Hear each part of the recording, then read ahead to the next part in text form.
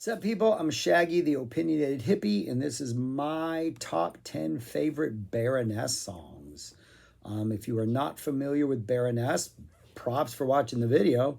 Thank you. They are a metal band out of Savannah, Georgia, but they're very genre blending. A lot of prog elements, every once in a while some good psych elements, some just straightforward hard rock, some pop melodies every once in a while.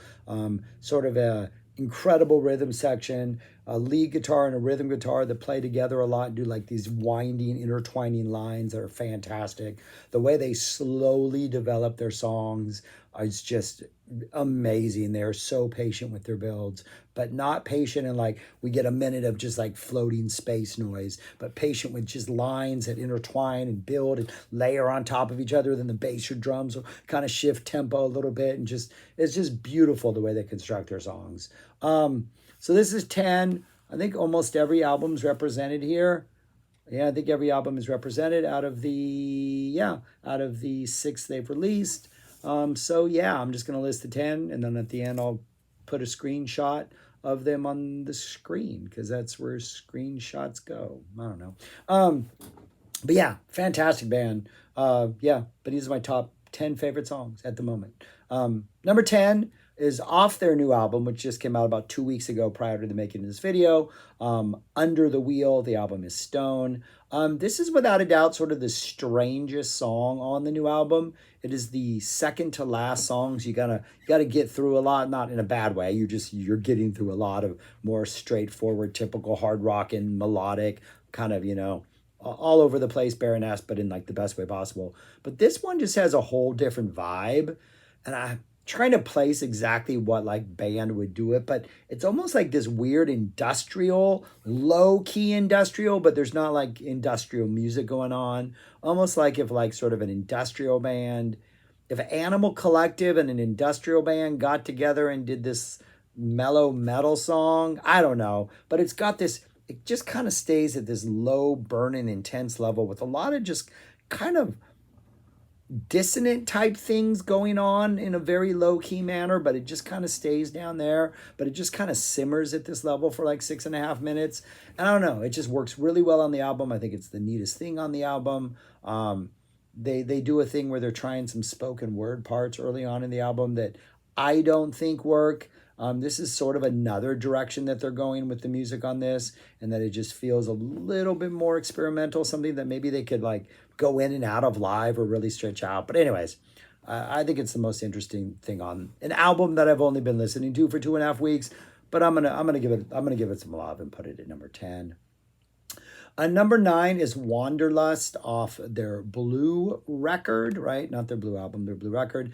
This one has these absolutely amazing sort of intertwining, it's on off that album. It's on Red, right? It's on Red. We're going to just pause that. Number 9 is Wanderlust off their debut album, Red. This is a very sort of like driven kind of metal, but very melodic. Like the lead part of the song is all these really great melodic sort of lead lines, just kind of intertwining around each other. And the two guitarists just sort of dance. I think there's only one guitarist on this album, right? Two guitarists. Just kind of dance around each other, right, with their lines, and then eventually we get into the song. But it has this very just fluid, upbeat, positive, driving, almost has a,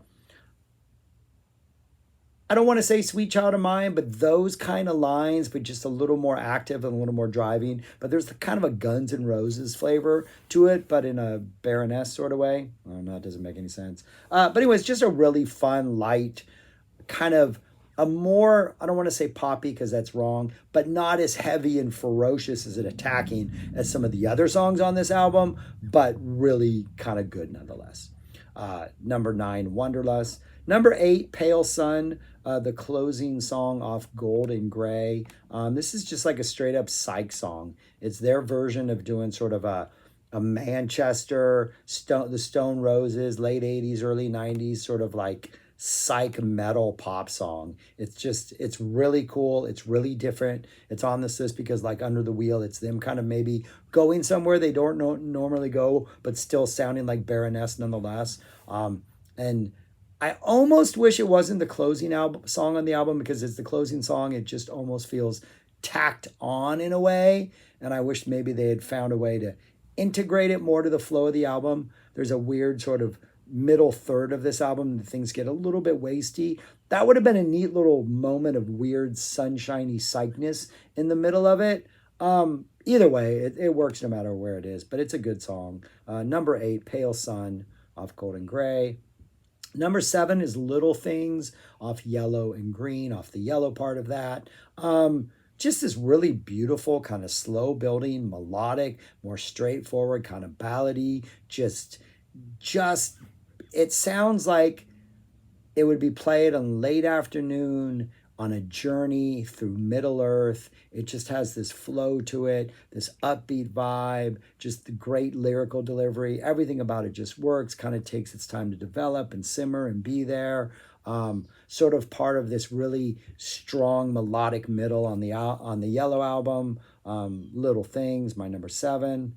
Number 6, another beautiful, slow building song that just takes so much time to let us just sort of seep in like its ideas and its sort of gentle build before we drop into the song. Number 6 is Chlorine and Wine off Purple. Purple was an album they recorded after they had a bus accident. There were some serious injuries. People left the band. And this song seems to be the one that deals with like the pain of being in a hospital bed. And yes, give me painkillers. And yes, give me like emotional painkillers. And yes, I know you're here to help me recover, but at the same time, I want to just like kill my pain. And it builds, like you feel just sort of the melancholy, the sadness, the sort of like, I want to be positive and recover, but I'm still dealing with this build of the music. And then we drop in. It's not a super heavy song. And it feels like it could have gone somewhere and exploded into like, this like sort of cathartic release of emotion, considering the experiences, but it never has that cathartic release. And that's part of like, I don't know, it fits because not a lot of times when you go through experiences like this, you get that moment where you can truly release it. And it's such a perfect song. It's just like the heart and soul of the Purple album. Really just in powerful live, just awesome, awesome tune. Number 6, Chlorine and Wine. Number 5 is just a beast, A Horse from Golgotha just starts off with this bounce, bounce, bounce, bounce. And we attack. It's just full on attack mode. That might be a different riff for a different song. They have a couple songs that start off with this bow. I think that's the Horse Golgotha riff. And then it's just a full-on attack for like 5+ minutes. It's just like, it sounds like a stampede of horses just attacking. The chorus is anthemic and fist pumping, and you want to be like, yeah, screaming along with them. It is Baroness, like at their full power, like all the horsepower they have, just attacking. It is an absolute beast of a track off their Blue album, their Blue record.